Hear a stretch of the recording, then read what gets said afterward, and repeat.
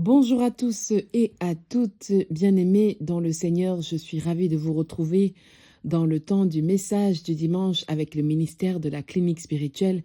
Ravie de vous accompagner dans ce jour qui ouvre, n'est-ce pas, notre mois de mai dans la présence de Dieu. Nous allons, bien-aimés dans le Seigneur, entrer dans notre moment de louange et d'adoration. Ensuite, nous invoquerons le Saint-Esprit de Dieu parmi nous. Nous lirons la parole de Dieu et nous partagerons le message de ce jour. Que Dieu nous bénisse tous. Bonne louange à nous.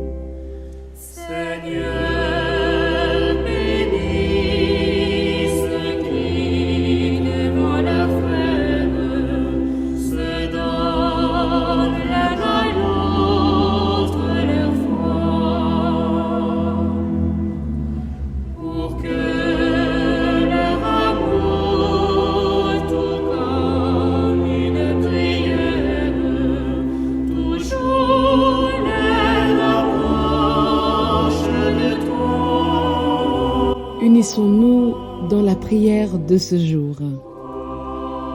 Seigneur notre Dieu, notre bon Père, nous te bénissons, nous te disons infiniment merci. Merci de ce que tu as veillé sur nous, merci de ce que tu nous accompagnes. Merci Père éternel pour ton souffle de vie renouvelé en nous.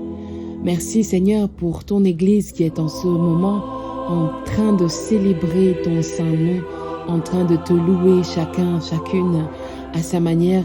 Merci pour toutes ces voix, Seigneur, qui s'unissent en ce jour pour monter à toi. Merci pour la présence de ton Saint-Esprit au milieu de nous, afin qu'il nous révèle le vrai, qu'il nous conduise dans ta parole, en toute humilité, mais avec ton esprit de vérité.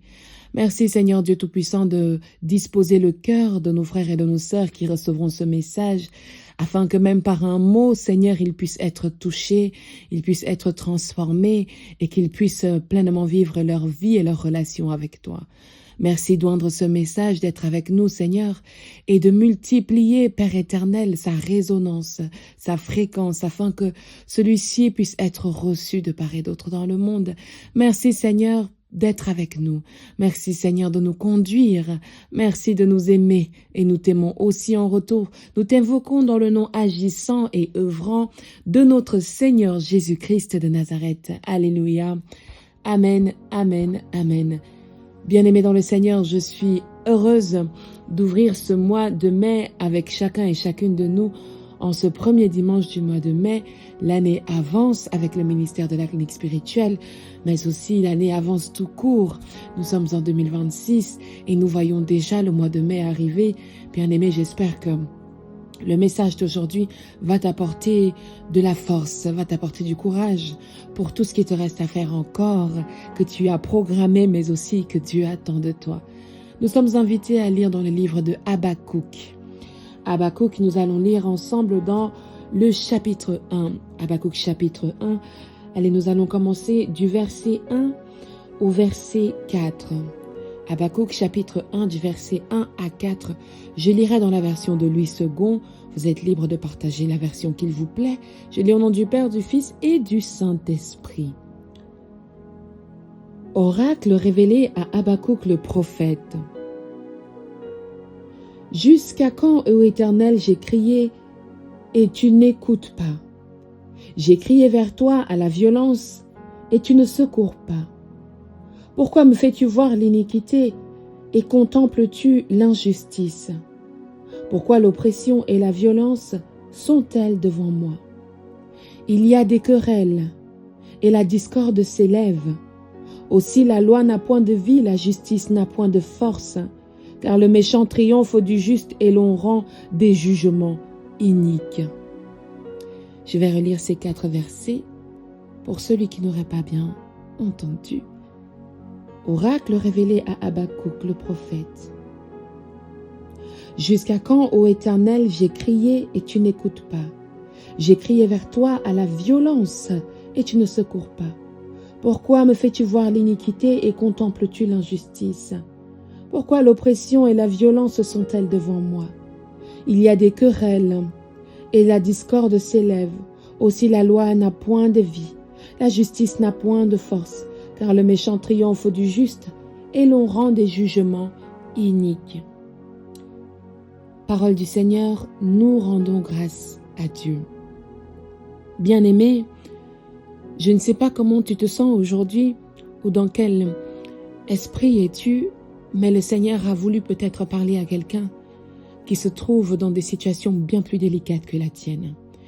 Peut-être que le Seigneur veut dire quelque chose à quelqu'un qui vit des situations instables, qui vit un moment difficile, qui voit autour de lui des choses s'élever, se baisser dans l'ordre du désordre, de la querelle, de l'injustice, de la guerre, que ce soit politique, que ce soit dans le monde entier, que ce soit même dans sa maison. Quelqu'un vit en ce moment peut-être un temps de crise, un temps de tumulte. Eh bien, c'est aussi à ce moment-là que le prophète Habakkuk vient livrer son message. Il vient livrer son message dans ce temps de crise, dans ce temps où les choses ne vont pas, les choses sont difficiles, les choses sont instable, il y a de la malhonnêteté, il y a de la violence politique, il y a même de l'idolâtrie, il y a de la dénonciation. Beaucoup de choses se passent dans la vie ou le partage du message de ce prophète Habakkuk. Et en ce moment aussi, peut-être que c'est en lien avec toi qui me reçoit aujourd'hui. L'année 2026 a peut-être bien commencé, l'année a peut-être bien, n'est-ce pas, commencé dans le sens où tu étais bien, tu avais tout ce qu'il faut, ou même elle a toujours été comme ça, où tu n'as pas ce qu'il te faut, tu es instable, tu pleures, tu cherches des solutions, tu cherches des possibilités pour résoudre tes problèmes. Alors, je t'amène aussi ce passage pour te dire que tu n'es pas seul. Vous savez, quand j'ai ouvert la Bible ce matin, L'Éternel m'a conduit vers ce passage et tout de suite je me suis dit, quelqu'un a besoin de se sentir soutenu. Quelqu'un a besoin de se sentir accompagné. Quelqu'un a besoin de se sentir entendu même. Il y a dans ton cœur quelque chose comme la même question que le prophète Habakkuk s'est posée. Jusqu'à quand, ô Éternel? Jusqu'à quand? Cela fait des années, cela fait des mois, il y a toujours quelque chose qui ne va pas dans ma vie. Il y a toujours un problème, il y a toujours quelque chose de l'ordre de l'insatiable, il y a toujours un moins. Dès que je suis contente 3 jours, je suis malheureuse pendant 10 jours ou bien malheureux pendant 10 jours. Jusqu'à quand? Ô Éternel, il dit, j'ai crié et tu n'écoutes pas. Parfois, on peut se sentir comme ça. On peut se sentir comme quelqu'un qui n'est pas écouté. Je voudrais, dans le nom de Jésus, que le message d'aujourd'hui te dise que tu es écouté par Dieu. Dieu écoute ton cri. Tu as crié plusieurs années, plusieurs mois. Tu cries depuis 1 an, tu cries depuis 6 mois, tu cries depuis que tu as peut-être accouché, tu cries depuis que tu as commencé ce travail, ou tu cries depuis un bon moment. D'une manière ou d'une autre, tu as ton propre cri et tu ne te sentais pas écouté par Dieu. Tu ne te sentais pas reçu par Dieu. Je voudrais dire aujourd'hui que si l'Éternel nous a fait nous arrêter sur ce passage, c'est bien pour te dire qu'il t'a entendu, qu'il a écouté ton cri, qu'il a écouté ta peur, qu'il a écouté ce qui se passe dans ton cœur et dans ton entourage. Tu peux te dire, oui Seigneur, tu ne m'écoutes pas parce que Dieu sait parfois être silencieux. Dieu sait regarder et voir jusqu'où tu vas aller. Dieu sait regarder et voir jusqu'où tu veux ce que tu as demandé. Alors tu ne te sens pas écouté par lui. Tu dis, j'ai crié, j'ai crié. Au début tu parlais, tu murmurais même. Et tu en arrives jusqu'au cri, tu n'as pas l'habitude de crier, tu commences à crier, à avoir des postures, des comportements, limite ressemblant à la folie, parce que tu cherches quelque chose, parce que tu revendiques quelque chose, parce que tu as besoin de Dieu. Il dit encore, j'ai crié à toi à la violence, n'est-ce pas? Et tu ne secours pas. Tu ne secours pas.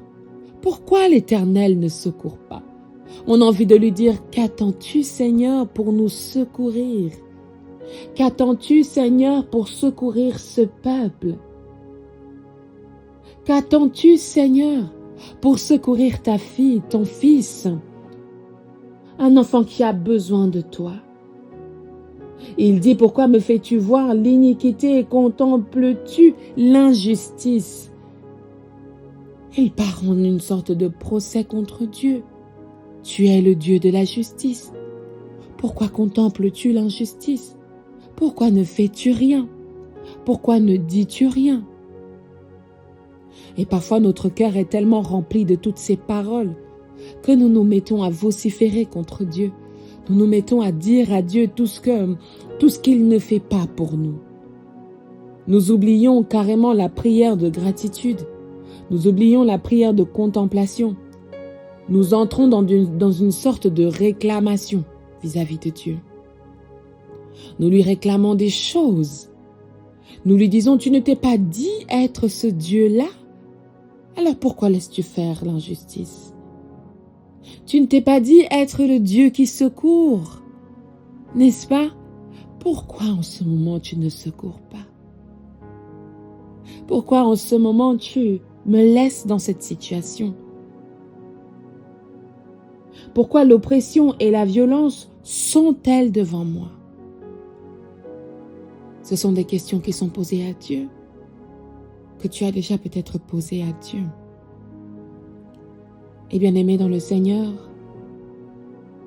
l'Éternel, lui, apporte peut-être aujourd'hui un élément de réponse.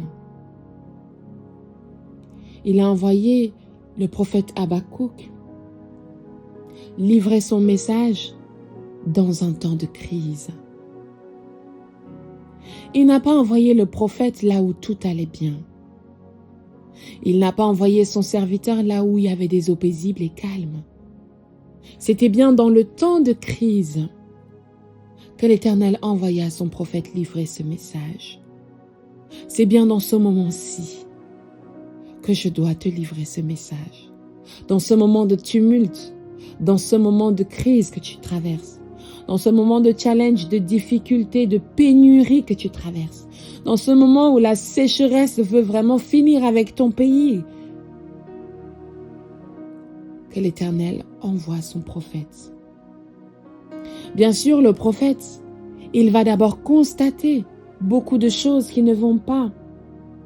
Il va d'abord constater comment le pays est sans dessus-dessous. Laisse le Seigneur mettre de l'ordre dans ta vie. Et laisse-le le faire une chose à la fois. Ecclésiaste a dit, il y a un temps pour tout. Il y a un temps pour tout. Et c'est aujourd'hui le temps où le Seigneur entend que tu ne vas pas bien.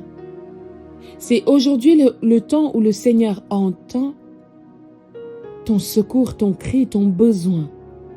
Et c'est son temps à lui de te délivrer.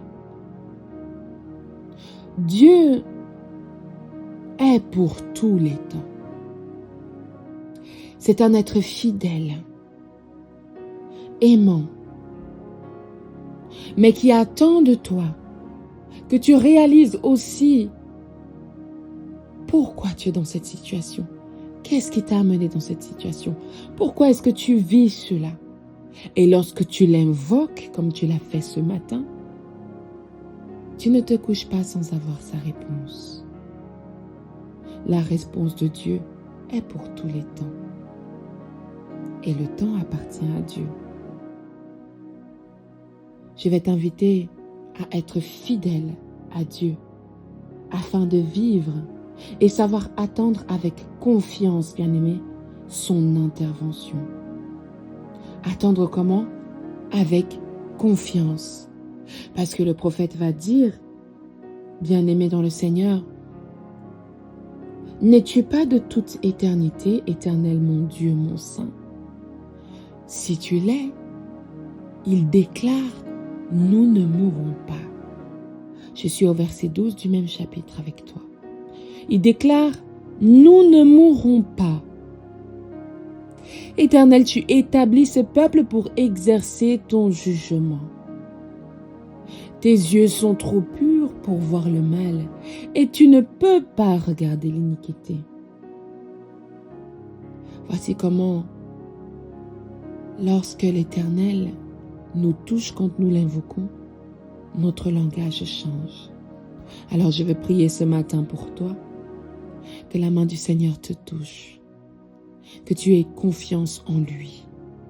Dans ce temps d'attente, il sait pourquoi il te fait attendre. Il sait pourquoi il est silencieux.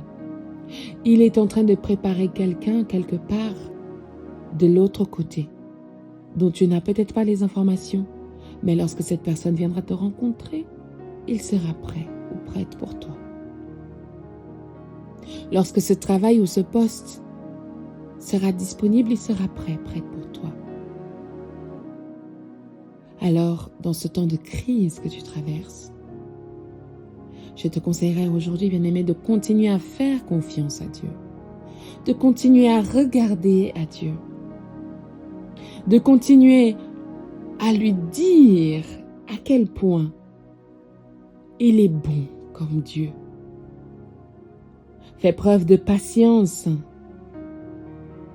beaucoup de patience. La patience engendre la foi. Et la foi engendre des bonnes œuvres. Alors, bien-aimé dans le Seigneur, même dans ce temps de difficulté que tu traverses, même dans ce temps de crise que tu traverses, je crois déjà que l'Éternel a répondu à chacun de tes besoins, à même les plus petits de tes besoins, les grands besoins, il a déjà répondu à chacun d'entre eux. Crois et fais-lui confiance.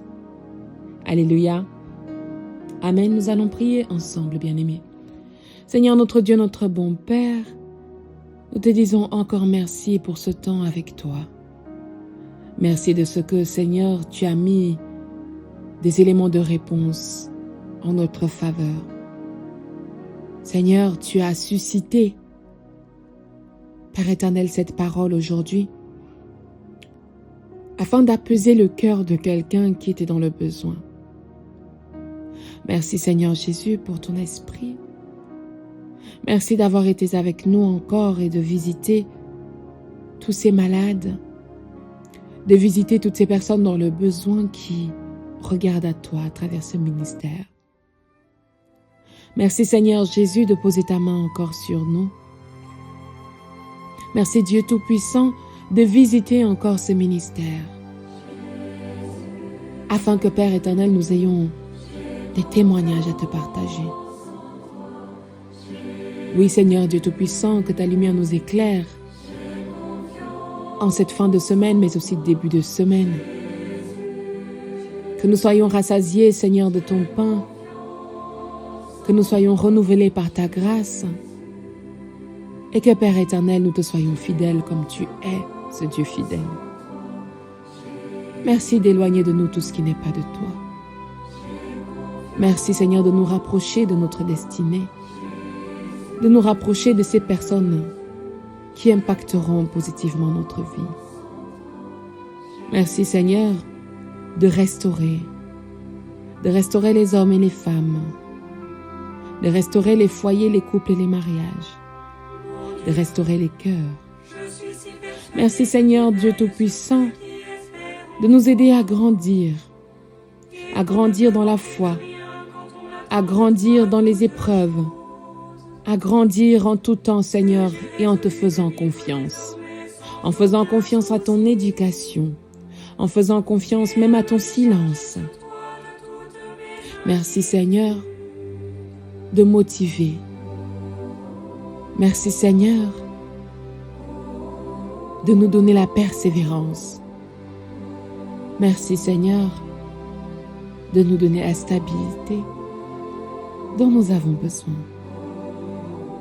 Accorde-nous un bon cœur, des belles paroles à nos bouches, de l'amour en notre cœur et la paix dans notre esprit. Au nom de notre Seigneur Jésus-Christ, nous avons ensemble prié. Amen, amen, amen. Bien-aimés dans le Seigneur, le ministère de la clinique spirituelle vous souhaite une excellente semaine. Nous nous rencontrons à nouveau demain pour partager ensemble les nouveaux programmes du ministère. Nous vous souhaitons un excellent dimanche dans la présence de Dieu. Louez, célébrez et adorez. Passez du temps dans la présence de Dieu et soyez toujours assurés que l'Éternel agit en tout temps, surtout en son temps. Amen, amen, amen.